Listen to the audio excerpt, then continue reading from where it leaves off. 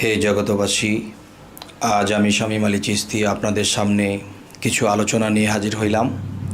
সেই আলোচনাটি হলো, এই পৃথিবীতে যে কোনো ধর্মের লোকই হোক না কেন, যদি ঈশ্বরকে, ভগবানকে, আল্লাহকে, গডকে যদি কেউ পেতে চায়, তবে সেই ব্যক্তিটি অবশ্যই সাধনা করে।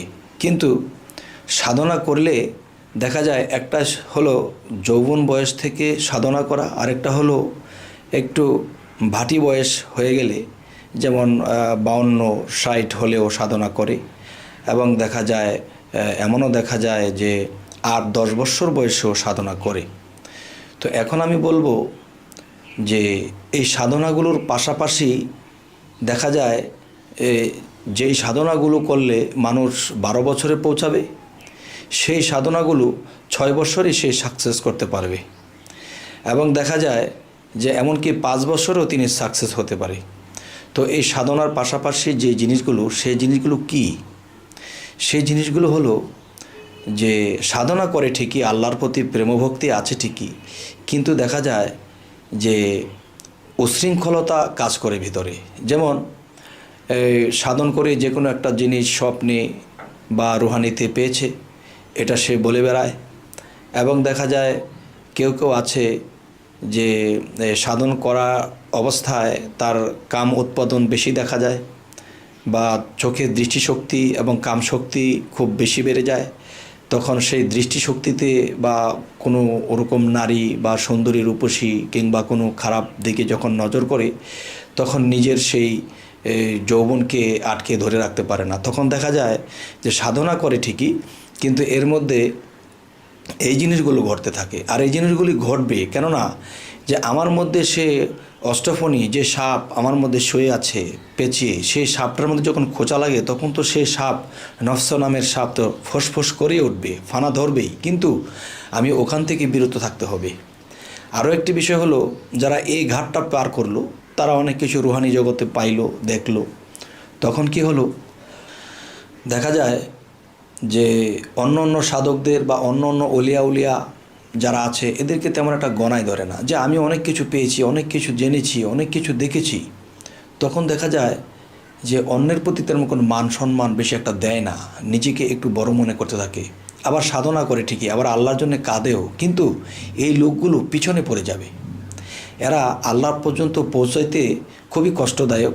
আল্লাহ তাদেরকে পছন্দ করেন না। যে আমার জন্য সাধনা করে ঠিকই, আমার সাধকদেরকে সে অসম্মান করে বা নিজেকে বড় মনে করে, বা অন্যকে মনে করে সে কি জ্ঞান জানে, আমি এর চেয়ে অনেক জ্ঞানী। কিন্তু আল্লাহর প্রতি প্রেম আছে এবং সাধনাও করে, কিন্তু পাশাপাশি দেখা যায় অন্যের প্রতি এরকম মনস্থর করে থাকে। তখন আল্লাহ ওই লোকগুলোকে নিচে নামিয়ে রাখে, ওই লোকগুলোকে আল্লাহ উপরে ওঠার রাস্তা করে দেন না। তো এই জন্য বলবো যে আমরা সাধনার পাশাপাশি যে আমরা আমাদের বড় যারা আছে, যারা সাধনা করে বা সাধু হয়েছে বা আল্লাহ প্রাপ্ত হয়েছে, এদের প্রতি আমাদের পূর্ণ সম্মান রাখতে হবে। যেমন 12 বছর সাধনা করতে করতে যে জায়গায় পৌঁছাবে, দেখা যায় অনেকে পৌঁছাইতে পারে না, আরও অনেক বছর লেগে যায়। কিন্তু এটা লাগবে না, যদি কোনো সাধু পুরুষের চরণধুলি নেয় এবং একজন সাধু পুরুষের দিকে তাকায় যখন তার কাছে বেশি বেশি আশীর্বাদ চাবে এবং চোখের জলে তার কাছে বলবে আমার প্রতি দয়ার দৃষ্টি করবেন, তো বিভিন্ন সময়ে যাদের সাথে সাক্ষাৎ হবে, এরা যদি সাধক থেকে সাধু হয়েছে বা আল্লাহর অলিতে পরিণত হয়েছে, তখন তাদের চরণধুলি বেশি বেশি নিতে হবে, মাথাটা নিচের দিকে রাখতে হবে। তখন কি হবে, ওই অলির মধ্যে কে আছে, ওই সাধুর মধ্যে কে আছে, তার মধ্যে আল্লাহ বিরাজমান। তখন দেখবে যে সে সাধনার পাশাপাশি নিজেকে অনেক বড় করে তুলেছে, তারপরেও সে অন্য অন্য সাধুর চরণে, অন্য অন্য অলির চরণে পড়ে থাকে, তাদের চরণধুলি নেয়, তাদের কাছে আশীর্বাদ চায়। তাহলে তাদের মধ্যে যে আল্লাহ মিশে আছে, তখন সেখান থেকে তাকে দয়ার দৃষ্টি করে। তখন কি হয়, যে সে 12 বছরের রাস্তা 6 বছরে পার হয়ে যায়। হে জগতবাসী, আজ এই কথাগুলো বলার উদ্দেশ্য যে এই পৃথিবীতে অনেক সাধক আছে, সাধনা করে ঠিকই, পাশাপাশি তার মধ্যে হিংসা, নিন্দা বা কটু কথা আছে, মানুষের মনে কথার মাধ্যমে আঘাত দিয়ে থাকে। তখন দেখা যায় ওই লোকটি আঘাত নিয়ে যায়। তখন আমি যে সাধনা করেছি এতদিন, আমাকে 1 বছরের নিচে পড়ে গেলাম, কারণ আল্লাহ অসন্তুষ্টি হয়েছে।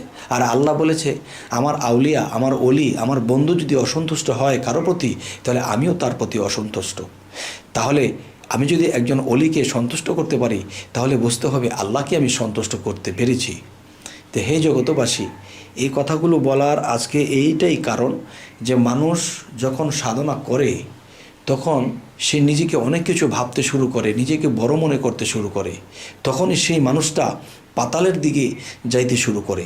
তখন দেখা যায় তার উপরের ওঠার মতো পথ থাকে না। তো এই জন্যই বলবো যে অবশ্যই আল্লাহকে পাইতে হলে আমাদের আমল বা সাধনা করতে হবে, কিন্তু এর পাশাপাশি প্রত্যেকটা নবী রাসূলের প্রতি তো আমাদের সালাম শ্রদ্ধা রাখতে হবেই, এবং পৃথিবীতে যারা অলিয়া আছে তাদের চরণ ধুলি আমরা নেব। আর তখনই ভাববো যে এই অলির চরণ ধুলি মানি আমি রাসূলের চরণ ধুলি নিলাম, আর রাসূলের চরণ ধুলি নিলাম না, আমি আল্লাহর চরণ ধুলি নিলাম। হে জগতবাসী, তাহলে এভাবে যদি কেউ 6টা মাস চলে, 6টা মাস আমার এই কথাগুলো পরীক্ষা করে দেখে, তাহলে তিনি দেখবে যে তিনি কত উচ্চ স্তরে উঠে গেছে। হে জগতবাসী, আমি শামীম আলী চিশতি এই বিষয়গুলো এ কারণেই বললাম যে আমি বহু জায়গাতে গিয়েছি, বহু দরবারে অ্যাটেন্ড করেছি, কিন্তু দেখা যায় যে যতটুকু স্তরে না পৌঁছাইছে তার চেয়ে বড় স্তরে নিজেকে মনে করছে। আর তখন তারা একসময় দেখা যায় আল্লাহর অলি তো হবে দূরের কথা, তারা পথভ্রষ্ট হয়ে যায়। তো আজ এই কথাগুলো বলেই রাখছি, সকলেই ভালো থাকবেন। আল্লাহ হাফিজ।